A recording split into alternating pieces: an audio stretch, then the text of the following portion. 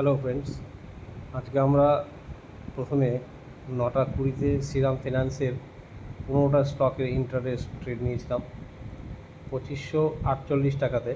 কারণ first 5 মিনিটসে hammer candle তৈরি হয়েছিল, সেই সঙ্গে ওডি বাই সেট আপও তৈরি হচ্ছিল।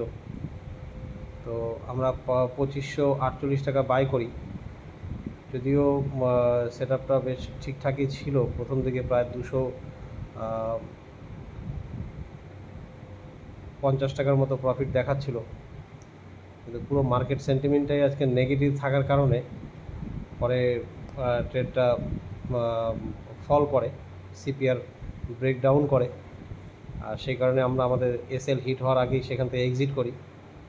এবং তারপরে নিফটিতে একটা বেয়ারিশ ফরমেশন তৈরি হওয়াতে 22,500 একটা পি আমরা দুটা লট বাই করেছিলাম অপশানে 178 টাকা 50 পয়সাতে, এবং খুব তাড়াতাড়ি সেটা আরও ফল করে, মানে মোটামুটি 22,400 ক্রস করেই যাচ্ছিল। তো সেই সময় আমরা প্রায় 19 টাকার মতো প্রফিট বুক করি।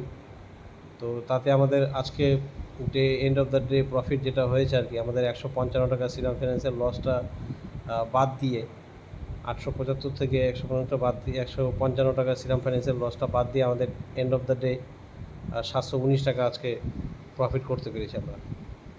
তো এরকম আরও ভিডিওর জন্য ফলো করুন আমাদের চ্যানেল। Thank you.